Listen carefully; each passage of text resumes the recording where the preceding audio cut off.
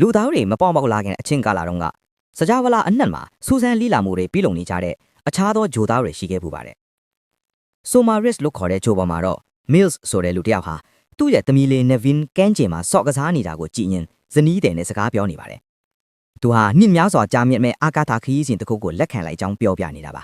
။ပုံမှန်ဆိုရင်တော့သူဒီလိုခရီးစဉ်တွေမသွားချင်ပေမဲ့သမီးလေးခံစားနေရတဲ့ယောဂါကိုကုသဖို့အတွက်ငွေအမြောင်များလိုအပ်နေတာကြောင့်ဒီအလုပ်ကိုမဖြစ်မနေလက်ခံလိုက်ရတာဖြစ်ပါတယ်။ခရီးမထွက်ခင်မှာ Mills ကသမီးလေးကိုလေချွင်းတဲ့နီးလေးတင်ပေးခဲ့တယ်လို့သူခရီးသွားရမယ့်အကြောင်းကိုလည်းသမီးလေးနားလည်အောင်ရှင်းပြခဲ့ပါတယ်။ဒီလိုနဲ့အချိန်တစ်ခုကြာပြီးတဲ့နောက်မှာတော့ Mills ဟာခရီးသည်တွေကိုအိပ်ဆက်ချင်းစနစ်နဲ့ထိမ့်သိမ်းပြီးတဲဆောင်လာတဲ့အာကာသယဉ်ကြီးကိုမောင်းနေပါပြီ။ဒါပေမဲ့တရက်မှာတော့မထင်မှတ်ထားတဲ့ဥက္ကာပြန်တွေရဲ့တိုက်ခိုက်မှုကိုခံလိုက်ရပြီးယဉ်ကြီးကပျက်စီးစာပြုလာပါတယ်။ Mills ကအနည်းဆုံးယဉ်ကိုထိန်းချုပ်ပြီးအနည်းဆုံးဂျိုတစ်ခုပေါ်ကိုဆင်းသက်ဖို့ကြိုးစားပေမဲ့ယဉ်ကနှစ်ပိုင်းပြတ်ပြီးပြတ်ကျသွားပါတော့လေ။ Mills လည်းသမီးလေးကိုတတိယရင်တတိလစ်သွားခဲ့ပါတယ်။ပြန်တတိယလာတဲ့အချိန်မှာတော့ကွန်ပျူတာစနစ်ကသူတို့ဟာမသိရှိရသေးတဲ့နေရာတစ်ခုကိုရောက်နေကြောင်းပြောပြပါတယ်။ Mills ရဲ့အပိုင်းမှာစိုးနေတဲ့တန်တိုတန်ဆော့ကိုဆွဲထုတ်ပြီးဒဏ်ရာကိုကုသလိုက်ပါတယ်။ပြီးတာနဲ့အာကာသဝတ်စုံကိုဝတ်ဆင်ပြီးအခြေအနေကိုစစ်ဆေးတဲ့အခါမှာတော့အိတ်ဆက်ချင်းစနစ်နဲ့လိုက်ပါလာတဲ့ခရီးသည်တွေအားလုံးတေဆုံးကုန်ပြီဆိုတာကိုဝမ်းနည်းဖွယ်တွေ့လိုက်ရပါတယ်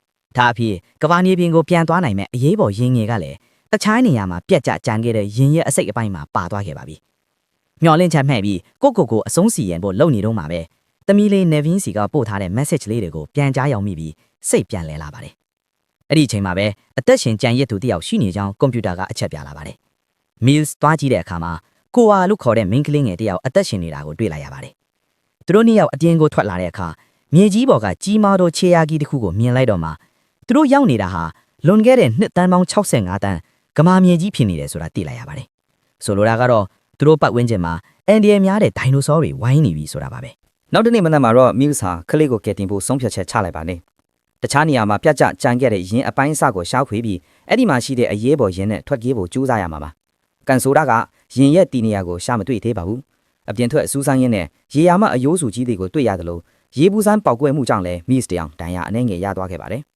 ဒါပေမဲ့အဝေးကတောင်ကုန်းတစ်ခုပေါ်မှာသူတို့ရှာနေတဲ့ယင်းရဲ့အပိုင်းအစရှိနေတာကိုလှမ်းမြင်လိုက်ရပါတယ်။ခီးဆက်ဖို့ဖင်စင်နေတော့မှပဲခိုးအားလေးပျောက်သွားလို့လိုက်ရှာရင်ဒိုင်နိုဆောအသေးကောင်ကြီးတစ်ခုနာရောက်သွားပါတယ်။အဲ့ဒီအချိန်မှာပဲတစ်ပင်လေးလှုပ်ခါပြီးရေယာမတရဝါကြီးတစ်ကောင်လာနေတာကြောင့် Mills ကခရီးကိုဆွဲပြီးထွက်ပြေးရပါတယ်။ပြဿနာကသူတို့နဲ့ဘာသာစကားချင်းမတူတာကြောင့်ပြောဆိုဆက်ဆံရခက်ခဲနေတာပါ။ Mills ကတောင်ပေါ်မှာရှိတဲ့ယင်းစီသွားမှလွတ်မြောက်မယ်ဆိုတာကိုပုံဆွဲပြီးရှင်းပြပါတယ်။ခိုးအားကသူ့မိသားစုကိုလိုက်ရှာချင်နေတာပါ။ခရီးစိတ်ငြိမ်သွားအောင်လို့ Mills ကသူ့မိသားစုလည်းတောင်ပေါ်မှာရှိတယ်လို့လိန်ဖြော်လိုက်ရပါတယ်။တကယ်တော့ Mills ရဲ့သမီးလေး Nevin ဟာသူခရီးထွက်လာပြီးတငှက်အကြာမှာယောဂဖောက်လာပြီးဆုံးပွားသွားခဲ့ပြီဖြစ်ပါတယ်။ဒီအကြောင်းကို Mills ကခိုးဝါကိုမပြောပြခဲ့ပါဘူး။ဒီလိုနဲ့သူတို့နဲ့အောင်တောအုပ်ကြီးတဲ့ဖြတ်တန်းပြီးခက်ခဲကြမ်းတမ်းတဲ့ခရီးကိုစတင်ခဲ့ကြပါတယ်။လမ်းမှာအစိတ်ရှိတဲ့အသီးတွေကတ်စင်းတဲ့လိုအကောင်တွေနဲ့ကြုံတွေ့ရတယ်လို့ဒိုင်နိုဆောသားရဲ့ရန်ကိုလည်းရှောင်တိန်ခဲ့ရပါတယ်။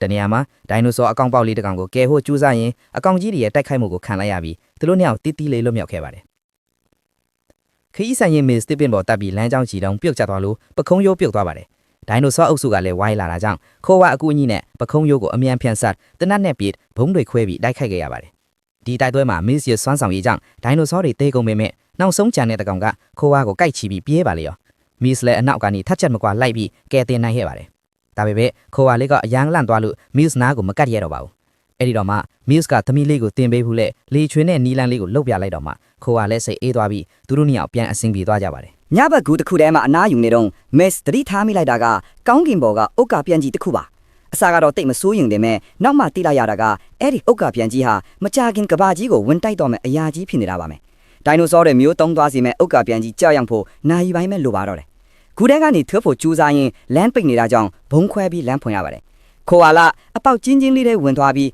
လမ်းရှာပေးပေမဲ့ဂူပြိုကျလာလို့နှစ်ယောက်သားလူစုကွဲသွားကြပြန်ပါတယ်။ Mills ကတစ်ဖက်ကနေပတ်သွားရင်ဒိုင်နိုဆောတကောင်နဲ့ထပ်ရင်ဆိုင်ရပြန်ပါတယ်။အားချင်းမမြောက်ပေမဲ့ပါးနတ်တဲ့ Mills ကတနတ်ကိုပြန်ကောက်ပြီးဒိုင်နိုဆောကိုအသေးတက်နိုင်ခဲ့ပါတယ်။အပြင်ရောက်တော့ဥက္ကာပြန်ကြီးကတကြောနီးကပ်နေပါပြီ။ခိုးဝါကိုပြန်ရှာတွေ့ပေမဲ့ Mills ကတဲကျွမ်းအိုင်နဲ့ကြောက်သွားပြီးနစ်မြုပ်လူမျိုးပါဖြစ်သွားပါတယ်။ခိုးဝါကတစ်ကိုင်းကိုအသုံးပြုပြီး Mills ကိုဆွဲတင်ပေးလိုက်တော့အသက်ဘေးကလွတ်ခဲ့ရပါတယ်။နောက်ဆုံးမှာတော့သူတို့နှစ်ယောက်တောင်ကုန်းခြေရင်ကိုရောက်ရှိသွားကြပါတယ်။တောင်ပေါ်ကိုတက်ပြီးရင်ပြက်ကြီးစီရောက်တဲ့အခါမှာတော့ကေဆေရဲရင်လာနေပြီဆိုတာသိလိုက်ရပါတယ် ဒါပေမဲ့ခိုဝါကသူ့မိသားစုပါလာတဲ့ရင်အစိတ်ကွိုင်းကိုတွားကြည့်တဲ့အခါအားလုံးသေဆုံးနေကြတာကိုမြင်လိုက်ရပြီးမေ့စ်ကသူ့ကိုလိန်ပြောခဲ့တဲ့မှန်ထီသွားလို့အယမ်းစိတ်ဆိုးသွားပါတယ်မေ့စ်ကလည်းသူ့သမီးလေးဆုံးပါသွားတဲ့အကြောင်းခိုဝါကိုနောက်ထပ်မဆုံးရှုံးချင်တော့တဲ့အကြောင်းဖွင့်ပြောပြလိုက်တော့မှနှစ်ယောက်သားဖက်ပြီးငိုကြပါတော့တယ်အဲ့ဒီချိန်မှာပဲဥက္ကခဲအပိုင်စားတွေစကြွေကြလာလို့အရေးပေါ်ညံ့တဲ့ကိုအမြန်ပြီးဝင်ကြပါတယ်ရင်ကိုလျက်တင်ဖို့လုံနေတော့ဥက္ကခဲတစ်ခုထိမှန်ပြီးရင်ကတောင်အောက်ကိုပြုတ်ကျသွားပါတယ်မစ်တို့နှစ်ယောက်လည်းတတိလစ်သွားကြပါတယ်ပြန်တတိရောက်လာတော့ရေယာမဒိုင်နိုဆောကြီးနေကောင်ကရင်းကိုတိုက်ခိုက်နေပါပြီမစ်ကအပြင်ထွက်ပြီးဒိုင်နိုဆောတွေကိုမြားခေါ်ပါတယ်ခိုးကလည်းညံကောင်းစွာနဲ့နီဗင်းနေရပုံရိပ်အတုကိုဖွင့်ပြလိုက်တော့ဒိုင်နိုဆောတွေအာယုံများသွားပါတယ်အဲ့ဒီအခွင့်အရေးကိုအတုံးချပြီးမစ်ကဒိုင်နိုဆောတကောင်ကိုတတ်လိုက်ပါတယ်နောက်တကောင်ကိုတော့ရေပူစမ်းပေါက်ခွဲမှုတွေရှိတဲ့နေရာစီမြားခေါ်သွားပြီးရေပူတွေနဲ့လောင်ကျွမ်းတေဆုံးအောင်လုပ်လိုက်နိုင်ပါတယ်နောက်ဆုံးမှာတော့ဥက္ကပြန်ကြီးကဘာမြေကိုဝင်တိုက်ခင် second bite အလိုလေးပဲမှာပဲသူတို့နှစ်ယောက်အရေးပေါ်ရင်းနဲ့ကဘာမြေကနေလွတ်မြောက်နိုင်ခဲ့ပါတယ်။ကေဆေရေးရင်စီထွားနေတဲ့လမ်းကြောင်းတစ်ချောင်းလုံးမှာမစ်တယောက်မျက်လုံးမိန်ပြီးသူ့သမီးလေးနဲ့ပြန်ဆုံတွေ့ရတယ်လို့စိတ်ကူးရင်ခိုဝါလေးကသူ့လက်ကိုစုပ်ကိုင်းထားပေးတာနဲ့ဇက်လန်းလေးပြီးဆုံးသွားပါတယ်။နောက်ထပ်ဒီလိုစိတ်ဝင်စားစရာဗီဒီယိုလေးတွေကြည့်ချင်တယ် subscribe နဲ့ notification လေးဖွင့်ထားဖို့မမေ့ပါနဲ့ခင်ဗျာ။ကြည့်ရှုပေးတာကျေးဇူးတင်ပါတယ်။